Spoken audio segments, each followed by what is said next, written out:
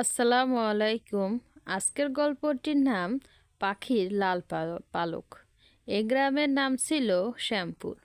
এই গ্রামের পাশেই ছিল বড় একটি পাহাড়। এই পাহাড়েই বাস করত একটি লাল পাখি।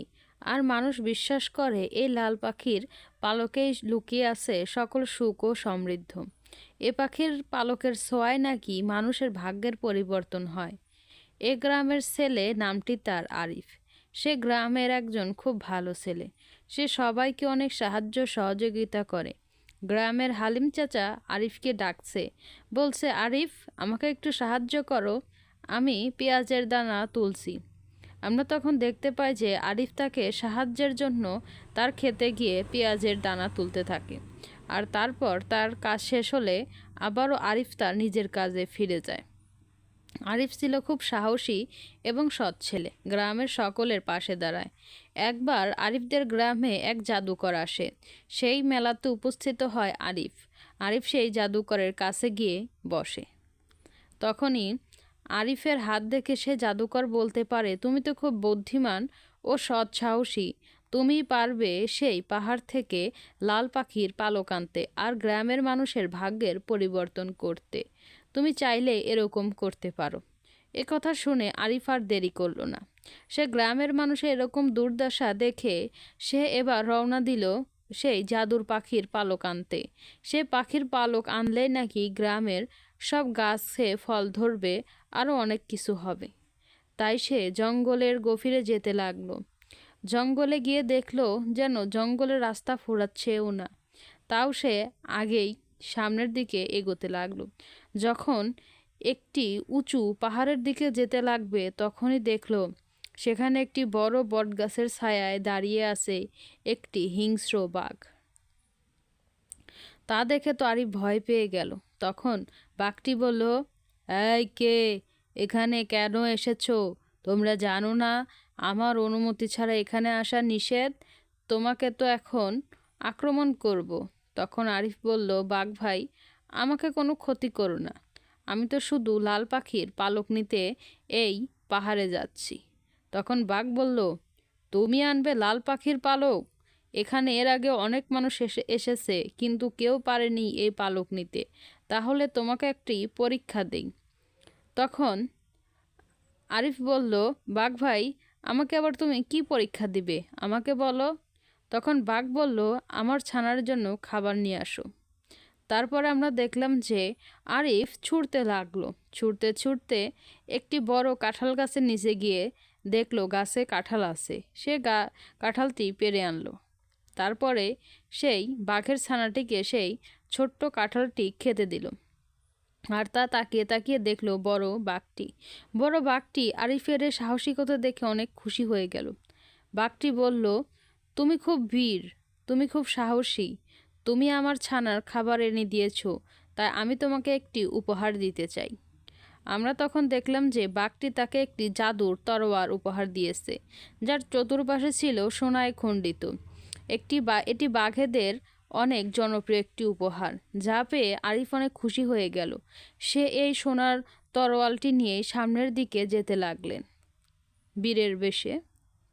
তারপরে যেতে যেতে সে যখনই নদীর কাছে আসলো, সে দেখতে পেল একটি কচ্ছপ এক জায়গায় দাঁড়িয়ে আছে, কোনোভাবেই লড়ছে না। সে সেদিকে এগিয়ে গেল। তখন কচ্ছপটি বলল, কে ভাই তুমি? আমাকে সাহায্য করো, আমার পায়ে একটি কাঁটা ফুটেছে, যার জন্য আমি হাঁটতে পারছি না। একথা শুনেই আরিফ কচ্ছপটিকে সাহায্যের হাত বাড়িয়ে দিল আর কচ্ছপটিকে সাহায্য করলো। কচ্ছপের পা থেকে কাঁটা খুলে দিল আরিফ। তখন আমরা দেখলাম যে কচ্ছপটি খুশিতে লাফাতে লাগলো আর বলল, তোমাকে অসংখ্য ধন্যবাদ, আমি দেখো এখন কত সুন্দরভাবে লাফাতে পারছি। তৎক্ষণাৎই কচ্ছপটি বলে উঠল, আরিফ, তোমাকে আমি একটি উপহার দিতে চাই, যার সাহায্যে তুমি অনেক কাজ করতে পারবে। তখন আমরা দেখলাম যে কচ্ছপটি তাকে একটি সুন্দর একটি হারিকেন উপহার দিল। আর তারা দুজনেই দুদিকের রাস্তায় চলে গেলেন। কিছুক্ষণের মধ্যে আরিফ সেই পাহাড়ের কাছে পৌঁছে গেল। সে সেখানে পৌঁছে থমকে গেল, কারণ সেখানে দাঁড়িয়েছিল ভয়ানক এক রাক্ষস। তখন রাক্ষসটি বলল, কে তুমি? তুমি এখানে কেন এসেছো? তুমি জানো না এই পাহাড় আমার দখলে, এখানে তো আমি কাউকে প্রবেশ করতে দেই না। তুমি কেন এসেছো? তখন আরিফ বলল, দেখো, আমি আমার গ্রামের মানুষের জন্য লাল পাখির পালক নিতে এসেছি।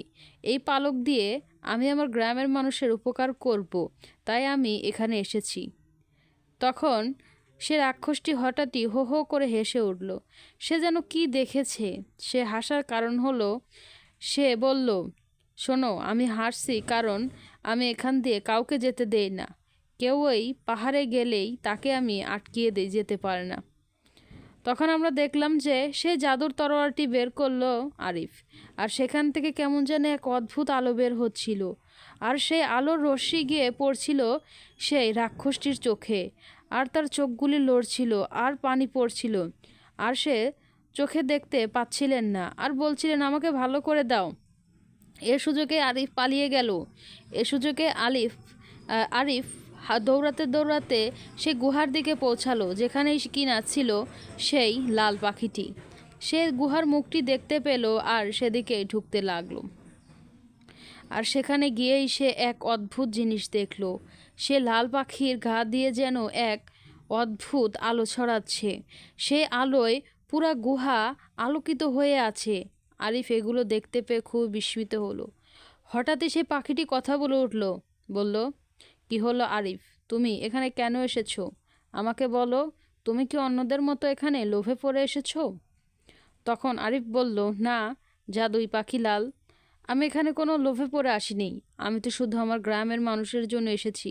তোমার পাখির পালকে নাকি অনেক সমৃদ্ধি লুকিয়ে আছে, তার জন্য আমি এখানে এসেছি। তখন জাদুর লাল পাখি বলল, ও আচ্ছা, তাহলে বেশ, তুমি তাহলে কোনো লোভে পড়ে আসো নেই, তুমি তো ভালো কাজের জন্য এসেছো, আমি তোমাকে পাখির পালক দেব। আমরা তখনই দেখতে পেলাম অপরূপ সৌন্দর্যে ভরা একটি লাল পালক দিল সেই জাদুর পাখিটি। আর তৎক্ষণাৎই আরিফ সেই জাদুর লাল পালকটি হাতে নিয়ে গেল। এত সুন্দর পালক সে এর আগে দেখেনি। আসলে লাল পাখি, তুমি ধন্য, তুমি ধন্য। সেই জাদুর লাল পাখির পালক নিয়ে এবার আরিফ বীরের বেশে তার গ্রামে ফিরে এসলো। তার আর এখন মন খারাপ নেই, কারণ সে তো লাল পাখির পালক পেয়েই গেছে। যখনই এই পাখির পালক আকাশে ছোঁয়ালো, গ্রামের রং বদলে গেল। সকল গাছপালা ফুলে ফলে ঘরে ভরে উঠল। গ্রামের মানুষজনের মুখে একই কথা, আরিফ, তুমি পেরেছ। তুমি সেই ভয়ঙ্কর গুহা থেকে ও সেই পাহাড়ের পাদদেশ থেকে লাল পাখির পালক এনে আমাদের গ্রামটাকে উন্নত করেছ। এখনও মাঝে মাঝে সেই পাখিটি আকাশের উপর দিয়ে উড়ে যায় আর বলতে থাকে, আরিফ, তুমি সাহসী, তোমার মতো ছেলে আমাদের খুব দরকার। তো বন্ধুরা, এরকম আরও ভিডিও পেতে অবশ্যই একটি সাবস্ক্রাইব করুন।